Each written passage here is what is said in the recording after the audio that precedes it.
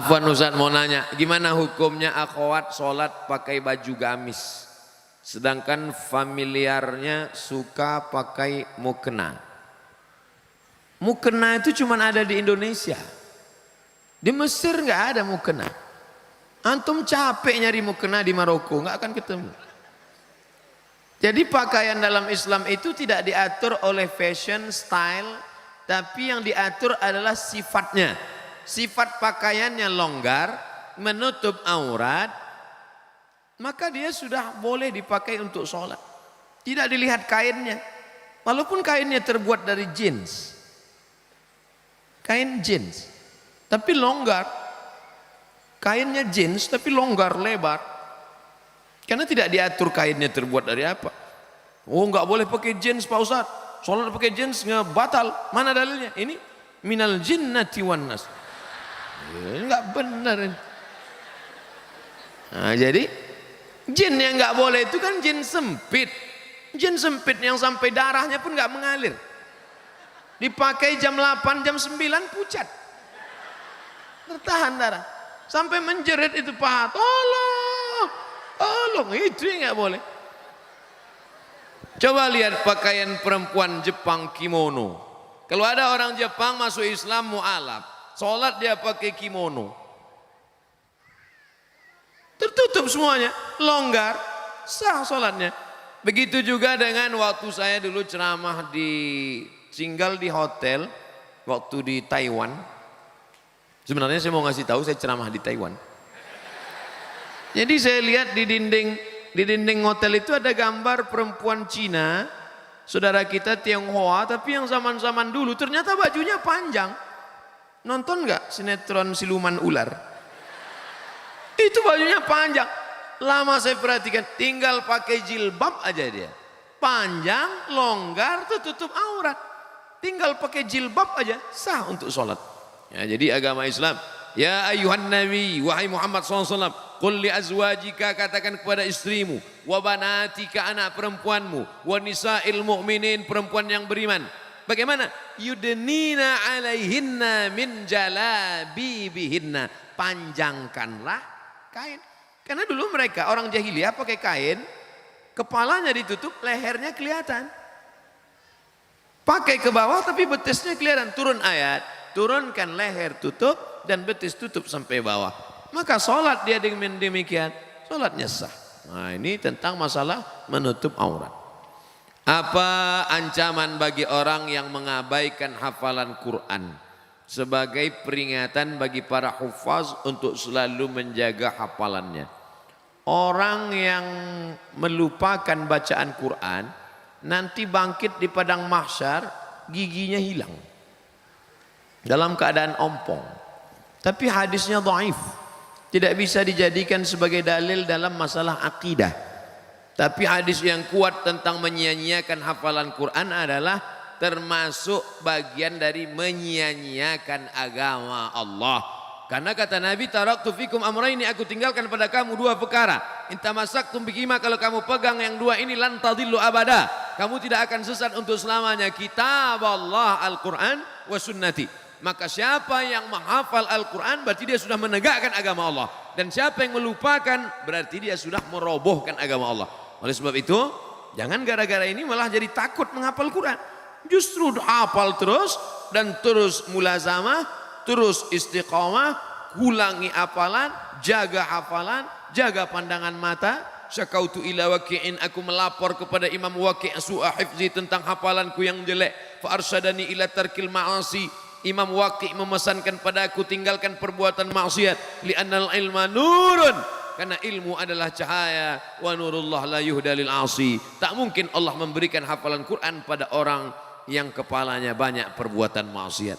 Oleh sebab itu, ghaddul basar, tundukkan pandangan, jaga kehormatan, kemuliaan. Mudah-mudahan Allah menguatkan hati hafalan anak-anakku sekalian. Amin ya rabbal alamin.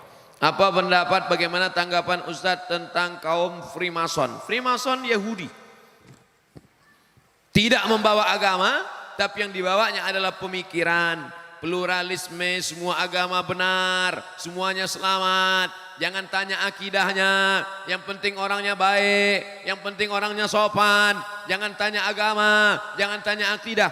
Dalam Islam justru lain asyrakta, kalau kau syirik la yahbatanna amaluka, semua amalmu tidak bermakna. Wa qadimna ila ma amilu min amalin, semua amal kamu nanti akan didatangkan, ini sedekahmu, ini wakafmu, ini infakmu. Tapi kemudian dijadikan amal itu haba'am mansura, seperti debu yang dihembus angin. Dalam Islam pokok pangkal pertama yang penting adalah akidah.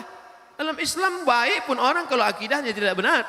Wa may yabtaghi ghairal islami dina, siapa yang mencari agama selain daripada Islam falai yuqbala minhu, dia tidak akan diterima, wa huwa fil akhirati minal khasirin. Laki-laki kalau mau mencari perempuan yang dilihat agamanya, tungkahul mar'atu li arba', perempuan dinikahi karena 4, 5 liha, karena hartanya, wali hasabiha, karena keturunannya, wali jamaliha, beautiful. Tapi yang dipandang, coba lihat yang keempat, fazfar bidzatid din, lihatlah agamanya, taribat yadaka, kau akan selamat. Perempuan kalau memandang laki-laki, walinya, bapaknya, kakeknya, abangnya, adiknya, pandang laki-laki apa? 2, idza ja'akum man tardawna dinahu, kalau kau lihat ada laki-laki baik agamanya, wa khuluquhu baik akhlaknya, fazawwijuhu, nikahkan anakmu, adikmu dengan dia. Yang pertama dilihat dari laki-laki agama, yang dilihat dari perempuan agama. Jadi sekarang kalau ada Freemason mengatakan agama nggak penting, yang penting dia orangnya baik, yang penting gajinya besar, yang penting mobilnya mewah. Oh, nggak bisa begitu. Iya kalau mobilnya cash, kalau kredit. Ustadz, jika kita punya utang, wah ini udah cerita utang nih, belum dibayar. Ketika kita ingin membayarnya, kita tidak tahu di mana orangnya berada. Alhamdulillah. Bagaimana cara kita untuk membayar utang tersebut? Cari dia. Gimana nyarinya Pak Ustadz? Google.com. Sekarang dengan adanya teknologi mudah sekali mencari. Saya berapa kali cari teman SD, teman sekolah, teman pesantren, saya cari di FB ketemu. Efek positifnya bisa silaturahim, tapi ada juga efek negatifnya. Banyak yang CLBK, cucian lama belum kering. Tadi saya buat undangan reuni. Ustadz Somad tolong umumkan acara reuni anak SMEA. Hai saudara-saudara alumni SMEA sekolah anu, jangan lupa hadiri reuni pada tanggal sekian. Reuni tetap sambung silaturahim, awas jangan CLBK, waspadalah. Nah, oleh sebab itu reuni-reuni bagus, ya kan? Iya kata anak Ustaz. Nah, cari dia. Kalau sudah dicari enggak juga ketemu ahli warisnya, ternyata dia sudah meninggal, anaknya ada, bayar ke anaknya. Anaknya juga enggak ada lagi Pak Ustaz. Maka hitung berapa hutangmu dulu. Hitung menurut harga emas tahun 80 1 gram berapa? Kalau 1 gram sekarang 500.000, ikut. Dulu kamu utangnya berapa? Kalau dihitung emas 2 gram Pak Ustadz, waktu itu berapa? 25.000. Sekarang 2 gram emas sudah 1 juta. Jangan bayar 25.000. Karena 25.000 sekarang dengan dulu inflasi. Harga tidak stabil, yang stabil itu emas. 2 gram dulu, berarti 1 juta sekarang. Bayarkan. Kemana bayarnya? Lembaga yang dinikmati orang banyak. Di mana itu Pak Ustadz? Yang paling berkah para penghafal Quran, serahkan ke Darul Quran Mulia untuk pembangunan masjid. Kalau Darul Quran mau nerima, bisa jadi Darul Quran Mulia nggak mau nerima. Pak, saya mau membayar hutang. Sudah kamu cari? Sudah. Hutang apa ini? Dulu Pak. Hutang apa? Saya malu mau cerita. Masalah apa? Dulu makan bakwan sering bayar. Kalau cuman bakwan jangan bawa ke Darul Quran. Terlalu kecil brother. Serahkan ke lembaga yang dinikmati orang banyak. Apa itu? Panti asuhan, pondok pesantren, pembangunan masjid, panti jompo. Bagaimana mengurangi kemaksiatan yang sudah menjadi kebiasaan, bahkan sudah menjadi karakter, sudah menjadi perbuatan kebiasaan. Pepatah kita mengatakan Allah bisa karena biasa, terbiasa. Kalau terbiasa bangun jam 3, setelah itu sholat tahajud, habis itu sholat witir, habis itu ngapal, habis itu ngulangi hafalan, habis itu tahsin, habis itu, maka dia akan terbiasa. Begitu juga sebaliknya, kalau sudah terbiasa buat dosa, maka perbuatan yang pertama mesti dilakukan adalah taubatan nasuha. Ya ayyuhalladzina amanu, orang beriman, tubu ilallah taubatan nasuha. Setelah itu berjamaah buat komunitas. Komunitas ex tatu, mantan petatu. Komunitas jombloan fisabilillah. Komunitas biker subuhan. Komunitas banyak, buat komunitas. Karena serigala akan menerkam kambing yang melepaskan diri dari jamaah. Alaikum bil jamaah, iyyakum wal furqah. Setelah itu sering-sering lihat orang sakit, sering lihat orang mati, melihat liang kubur. Kalau perlu liang lahat itu dipoto, dijadikan wallpaper. Jadi supaya ingat terus.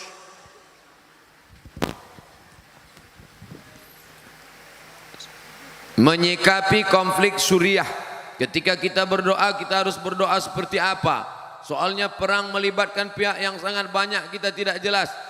Allahumma ansuril Islam wal muslimin. Tolonglah saudara kami orang Islam muslimin. Waqdulil kafarata wal musyrikin. Hinakan orang kafir dan orang musyrik.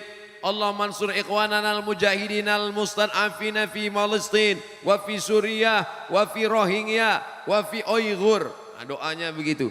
Minta tolong hamba-hamba Allah yang teraniaya. Dan jangan sangka Allah itu robot. Nah, ini perlu akidahnya benar. Masa iya Allah tak bisa membedakan mana hak, mana batil, mana orang betul, mana orang batil. Jadi jangan sangka salah, nanti salah alamat doa saya Pak Ustaz. Enggak. Minta sama Allah menolong mustad'afin yang teraniaya. Allah menolong orang yang lemah, Allah menolong orang yang terzalimi. Sudah muncul Imam Mahdi. Apa betul Pak Ustaz? Ketika Habib Umar bin Hafiz datang 2 tahun yang lalu, kebetulan saya ikut dialog, diminta sebagai pembawa acara. Ada yang nanya, Habib Umar, ya Imam Mahdi udah lahir apa belum? Kata Habib Umar, ente nggak perlu cari-cari kampungnya di mana, dia udah lahir apa belum, di rumah sakit mana, tahun berapa. Yang perlu dipersiapkan adalah iman dan amal soleh supaya bisa membedakan mana yang asli, mana yang palsu. Man qara'a surat Al-Kahfi, siapa yang baca surat Al-Kahfi yaumal Jumu'ah, hari Jumat, sore Jumat, petang Jumat, malam Jumat, adha'alahu min nur, Allah berikan dia cahaya ma bainal jumu'ataini. Siapa yang menghafal awal 10 surat Al-Kahfi di Darul Quran mulia, mereka bukan menghafal awal Al-Kahfi, ujung Al-Kahfi, bukan cuma malam Jumat, tiap hari mereka membaca. Maka andai datang nanti mengaku-ngaku Imam Mahdi, datang nanti Dajjal, maka yang paling bisa membedakan insya Allah anak-anakku dari Darul Quran mulia. Amin. Kenapa mereka bisa membedakan? Karena mereka diberikan cahaya oleh Allah. Man lam yaj'alillahu lahu nuran fama lahu min nur. Siapa yang tidak diberikan cahaya maka tak mungkin dia bisa membedakan. Makanya di antara doa Nabi, Allahumma ja'al fi qalbi nura wa fi sam'i nura wa fi basari nura wa an yamini nura wa min yasari nura min amami nura min khalfi nura min fawqi nura min tahti nura. Kenapa minta cahaya? Supaya bisa membedakan mana Al-Masih asli, mana Al-Masih Dajjal, mana Imam Mahdi, mana Imam Mahadi. Banyak sekarang ngaku-ngaku Imam Mahdi, macam-macam bentuknya. Minta baiat, baca tuh di koran. Coba cari nanti di internet, ngaku Imam Mahdi. Banyak sekali. Baik di Imam Mahdi internasional maupun Imam Mahdi lokal. Iya, ada itu. Tawaf dia di Makkah minta baiat. Minta baiat di samping Ka'bah, ditangkap sama polisi Masjidil Haram. Masa iya Imam Mahdi bisa ditangkap? Tentang Al-Quran dan musik. Saya pernah baca tulisan semakin banyak musik, semakin banyak lagu musik yang kita hafal, semakin banyak hafalan Quran kita yang hilang. Apa betul itu Pak Ustadz? Musik yang melalaikan. Wa minan nasi man yashri lahwal hadis. Ada sebagian manusia membeli lahwal hadis. Lahwal hadis yang dimaksud itu kata Imam Mujahid. Mujahid itu murid dari Imam Abdullah bin Abbas. Abdullah bin Abbas adalah murid Nabi Muhammad SAW yang banyak riwayatnya dalam tafsir Imam Abu Ja'far Ibnu Jarir At-Tabari. Murid Ibnu Abbas itu Mujahid, Ad-Dhahhak, Ikrimah, paling banyak riwayat. Karena doa Nabi untuk Abdullah bin Abbas, Allahumma faqihhu fid din wa 'allimhu ta'wil. Makanya disusunlah tafsir Tanwirul Miqbas, kumpulan tafsir Abdullah ibn Abbas. Abdullah bin Abbas radhiyallahu anhuma. Nah, apakah musik bisa melalaikan hati dalam Al-Quran? Dari Al-Quran? Ya. Karena kalau orang hafal lagu, itu pasti terngiang-ngiang dia. Saat mau tidur malam, ayatnya kalah. Yang diingat itu musik pas mau tidur malam.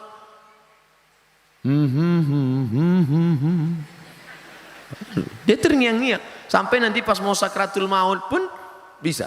Oleh sebab itu maka, tapi kalau lagunya lagu religi, lagu solawat, lagu yang mendekatkan kepada ingat mati, yang searah sejalan dengan Al-Quran, karena Al-Quran itu sendiri pun dibaca dengan lagu. Laisa minna man lam yataghanna bil Quran. Siapa yang baca Quran lurus-lurus saja, tidak ada lagunya, bukan golongan kami, kata Nabi. Makanya para ulama membolehkan memasukkan bayati, soba, sika, nahawan, jaharka, ras. Itu tadi qori kita, itu kan pakai lagu itu. A'udzubillahi minasyaitonir rajim. Bismillahirrahmanirrahim. Itu pakai lagu. Gimana baca Quran gak pakai lagu? Alhamdulillahirabbil alamin. Pakai lagu. Yang gak boleh itu lagu yang mengajak pada perbuatan maksiat, selimut tetangga, cinta satu malam. Apa ini lagu? Mengajak pada perbuatan zina. Tapi kalau lagunya ingat mati, lagunya mengingatkan kepada Rasul, lagunya pula Al-Quran, Allahumma rahamna bil Quran, itu ada lagunya. Azan aja pakai lagu, azan itu pakai lagu. Allahu Akbar, Allahu Akbar, pakai lagu. Gimana azan nggak pakai lagu? Allahu Akbar, Allahu Akbar. Itu bukan azan, ngamuk.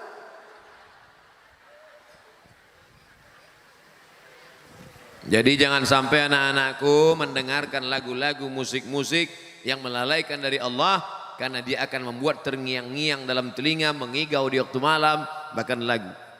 Jangan. Tapi insya Allah kalau di pesantren, insya Allah dia selamat, karena dia tidak pakai handphone, dia tidak nonton TV. Kalaupun menonton hanya tontonan yang bisa dijadikan sebagai tuntunan. Sedangkan yang melalaikan tidak mungkin. Tolong nasihati kami para santri. Udah dari tadi nasihat terus. Tentang bahaya pacaran. Gimana mau cerita bahaya pacaran? Orang lihat perempuan aja enggak. Lihat perempuan aja pas saya datang ini. Makanya banyak yang berharap saya sering-sering datang. Sering-seringlah datang ke sini Ustadz, biar kami bisa ketemu lagi. Oke, kita bicara sebagai orang yang dewasa, bukan anak-anak. Laki-laki membonceng perempuan, pergi sana, pergi sini, bonceng sana, bonceng sini, masuk angin, gembung. Maaf beribu, maaf Pak Kiai, mungkin tidak sopan, tapi saya perlu ceritain itu anak-anak kita. Yang muntah-muntah laki-laki apa perempuan? Perempuan. Kalau hamil yang melahirkan laki-laki apa perempuan? Perempuan. Yang hilang kehormatannya laki-laki apa perempuan? Perempuan. 9 bulan 10 hari kemana-mana. Perempuan. Laki-laki enak aja. Tertulis di botol, do not accept if seal is broken. Jangan terima botol kalau segelnya rusak. Laki-laki apa perempuan? Perempuan. Oleh sebab itu jangan pacaran, karena kalian yang rugi. Laki-laki ini enak aja deh. Oleh sebab itu maka, tapi kalian yang laki-laki ingat, kalian yang sekarang mempermainkan perempuan, 20 tahun lagi kalian akan punya anak perempuan. Anak kalian perempuan, istri kalian perempuan. Hati-hati, hati-hati. Apa yang kalian lakukan hari ini akan berbalik kepada kalian di masa akan datang. Waspadalah. Terutama di antara kami ada yang masih terikat dalam pacaran. Mungkin karena belum tahu apa saja bahaya. Sudah kusebutkan. Kalau kau lakukan juga, rasakanlah sendiri. Pertanyaan terakhir. Saya ingin tanya tentang niat saya ingin masang behel untuk merapikan gigi. Setelah saya cek ke dokter, ada kemungkinan harus sedikit mengikir gigi karena tidak cukup ruang. Bagaimana pendapat Ustadz tentang hal ini? Merubah yang tidak layak menjadi layak, boleh. Merubah yang tidak normal jadi normal, boleh. Ada jenis-jenis orang yang punya gigi, kalau dia senyum kita malah takut. Hehe, gitu. Yang begitu itu boleh dia robah. Tapi yang sudah bagus, yang sudah normal, malah di otak-atik sehingga menjadi abnormal.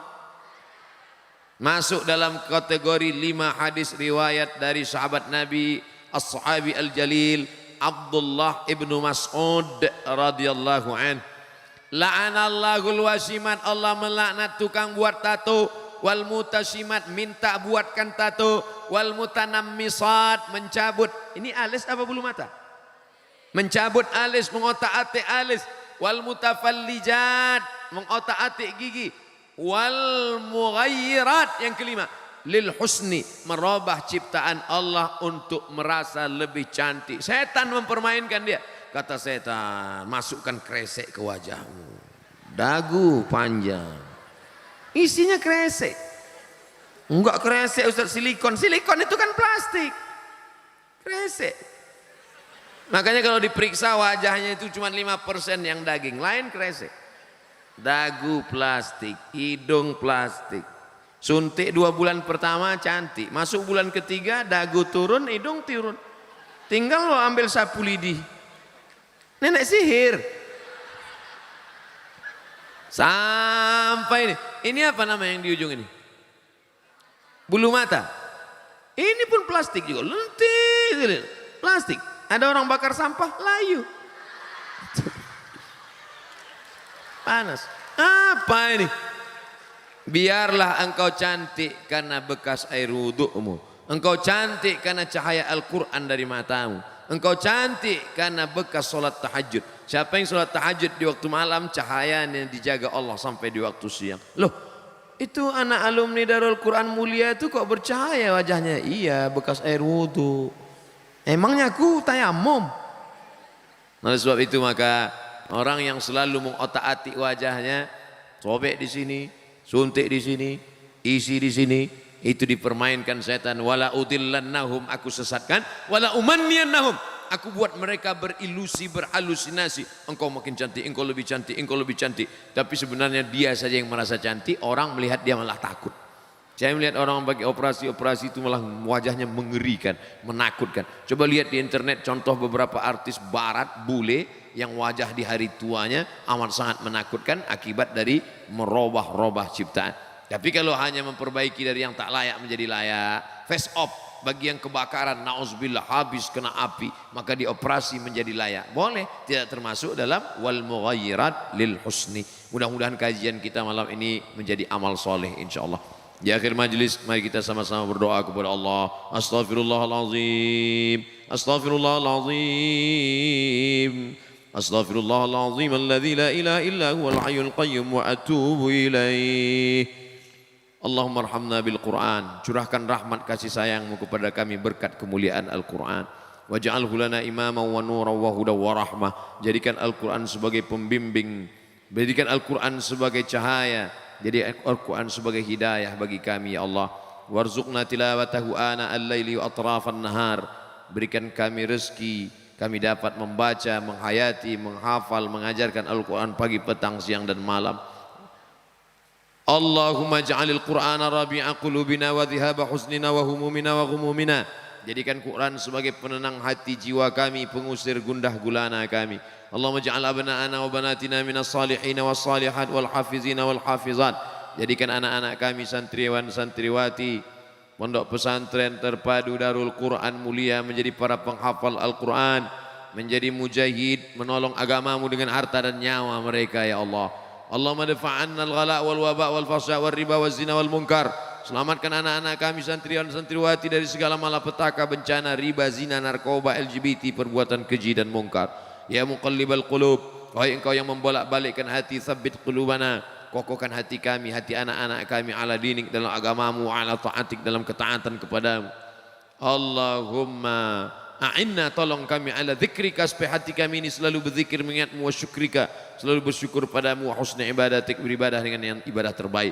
Allahumma ja'al hadzal ma'hada Darul Quran Al-Karim, jadikanlah ma'had Darul Quran Mulia ini ma'hadan aziman mubarakan fih, ma'had yang besar yang melahirkan para generasi du'at da'i ilallah, Mereka akan jadi polisi, akan jadi tentara, menjadi pemimpin, tapi mereka tetaplah sebagai para penghafal Quran dan dai mengajak orang dari jalan setan menuju jalan Allah Subhanahu wa taala. Allahumma rzuqnal istiqamata ala syariatil gharra wa tariqatil bayda. Setelah mereka menjadi para penghafal Quran, jadikan mereka istiqamah untuk mengulang hafalannya, istiqamah untuk mengamalkan isinya ya Allah. Allahumma rabbana ighfir lana dzunubana. Walaupun hafal Quran tapi tetap berbakti kepada orang tua. Ampunkan dosa abaina ayah kami, wa ummahatina ibunda kami, wa li masyaikhina guru kami, kiai kami, ustaz kami, wa li asatidatina pembimbing-pembimbing kami, wa liman dakhala baitina mu'minan, orang-orang yang masuk ke dalam rumah kami, tamu kami dalam keadaan beriman. Wa liman hadarana, semua yang hadir di majlis ini, wa liman ghaba anna, yang tak dapat hadir karena udzur syar'i. Wali ikhwanina alladzina sabaquna bil iman, saudara-saudara kami yang sudah mendahului kami. Allahumma ja'al quburahum rawdatan min riyadil jinan, jadikan kubur mereka taman-taman surgamu. La taj'al quburahum hufratan min hufarin niran, jangan jadikan kubur mereka salah satu dari lubang neraka-Mu. Allahumma khtim lana bi husnil khatimah wa la takhtim alaina bi su'il khatimah. Allahumma ja'al akhir kalamina inda intihai ajalina, jadikan akhir kalam kami manakala ajal kami sampai, saat malaikat maut mencabut nyawa kami, yang terakhir keluar dari mulut kami la ilaha illallah Muhammadur Rasulullah sallallahu alaihi wasallam. Allahumma barik lana fi umuri syaikhina, ya Allah guru kami Kiai Abdul Hasib, berikan umurnya berkah. Matta'anallah bituli umrihi, jadikan panjang umurnya menjadi berkah bagi kami, bagi para santriwan dan santriwati. Allahumma tawil umrahu, panjangkan umurnya, wa sahih jasadahu, sehatkan badannya, wa qawwi imanahu, kuatkan imannya. Bismillahirrahmanirrahim, bismillahirwafi, bismillahirkafi, dengan nama Engkau yang Maha menyembuhkan ya Allah. Isfi mardana syifaan ajilan la yughadiru saqaman birahmatika ya arhamar rahimin. Berikan kesembuhan, berikan kesehatan kepada saudara kami, guru kami, anak-anak kami, kesembuhan yang segera, yang tak akan kumat lagi untuk selamanya. Allahumma Jema'na ma'al habibil mustafa fi jannatikal ula, satukan kami dalam surgamu bersama Nabi Muhammad dalam surga jannatul firdaus. Rabbana atina fid dunya hasanah wa fil akhirati hasanah wa qina adzabannar. Wa sallallahu ala sayyidina wa maulana Muhammad wa ala alihi wa sahbihi wa sallam. Alhamdulillahi rabbil alamin. Taqabbalallahu minkum minna wa minkum taqabbal ya karim. Terima kasih segala perhatian. Mohon maaf segala kesilapan dan kekhilafan. Selama menyampaikan tausiah ini banyak kata-kata tidak berkenan di hati, menyinggung perasaan, tidak sesuai dengan tata krama, sopan santun, etika ma'had Al-Faqir Abdul Somad. Mohon maaf. Sudikah anak-anakku, para ustadz sekalian memberikan maaf? Dari bunyinya nampaknya tidak. InsyaAllah kita akan bertemu pada kesempatan yang lain. Wallahu muwaffiq ila aqwamit thariq, waffaqana Allah lima yuhibbu wa yardah. Wassalamualaikum warahmatullahi wabarakatuh.